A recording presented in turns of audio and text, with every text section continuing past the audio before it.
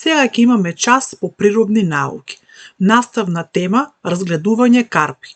Наставна единица како се употребуваат различни карпи околу училиштето. Што ќе научиме денес? Ќе научиме да препознаваме некои видови карпи, да ја објаснуваме употребата на различни карпи, да вршиме споредување на некои видови карпи. Ајде сега, дечиња, да се обидеме да погодиме за кој поим станува збор. Ке играме игра асоцијација. Овде имате представено некои видови на предмети, односно животни. Вие ќе треба да кажете на која буква започнува секој од овие предмети или животни. Така да, на оваа сликичка имаме представено што? Да, тоа е книга. Зборот книга започнува на буквата К. Така. На оваа слика имаме представено, да, тоа е авион. Изборот авион започнува на буквата А. На оваа слика имаме представено риба. Зборот риба започнува на буквата Р. На оваа слика имаме еден црвен папагал. Зборот папагал започнува на буквата П. И на крајот на оваа слика имаме представено игла, а зборот игла започнува на буквата И. Значи, дечиња, денес ќе учиме за карпи. Сега ќе ви раскажам една приказна за едно девојче по име Сара, нејзиното кутре. Еден ден Сара ошетала своето кутре покрај едно градилиште. Забележала како еден багер ја копа земјата, прави длабока дупка. Се доближила до дупката и забележала дека во неа има големи камења.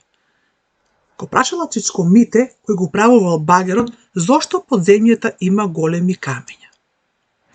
Чичко Мите почнал да ја објаснува полека.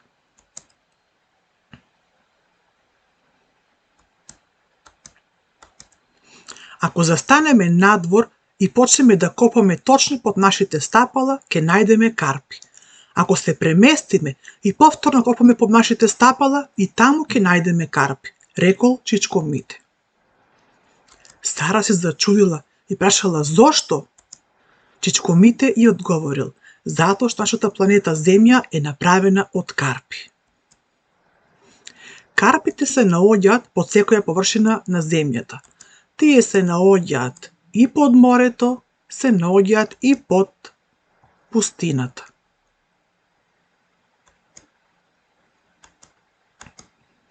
Карпите се разликуваат една од друга, значи постојат различни видови на карпи. Спорето, ако настанале, карпите се поделени на вулкански, односно магматски карпи, кои настануваат за време на ерупција на вулкан. Овде имате примери на вулкански, односно магматски карпи. Вториот вид на карпи се седиментните карпи. Тие настанале со таложење на ситни камења, изумрени растенија и животни на дното на езерата, морињата и океаните. Седиментни наталожени карпи една врз друга. И третиот вид на карпи се метаморфните карпи. Настануваат со промена на седиментни и магматски карпи заради голем притисок или топлина.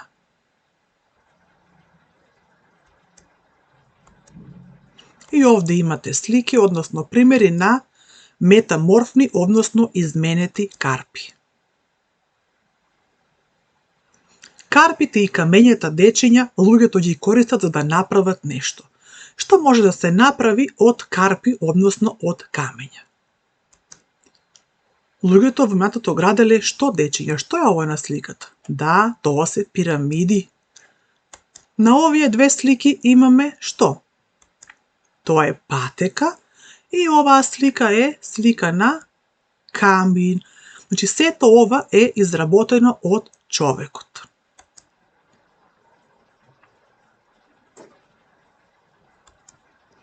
Карпите ги употребуваме за различни цели, а најчесто се користат во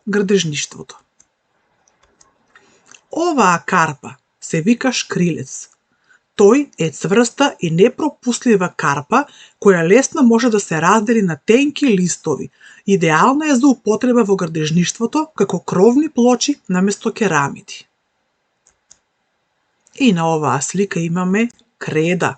Тоа е карпа која се формира од скелетите на мали морски животни. Лесна е на тежина, а и за обработка, па така е идеална за изработка на креди за пишување на табла. Мермерот има атрактивна текстура и боја може да се сече и полира. Поради ова се користи за изработка на ѕидни и подни плочки.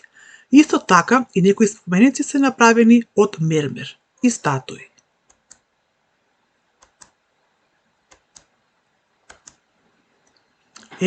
Сега ми текна чечкомите дека во моето училиште, кое за мене е најубаво, има употребено разни видови на карпи. Самото училиште е изградено од различни видови на карпи. Исто и ходниците, се разбира и тоалетите. Кредите кои ги користат нашите наставници, исто и ние учениците, се изработени од различни видови на карпи.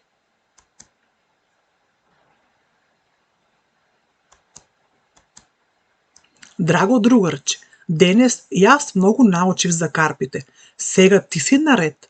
Нацртај 3 твои примери на кои ќе прикажеш што друго може да се направи од карпи камења и покажи го на твојата наставничка.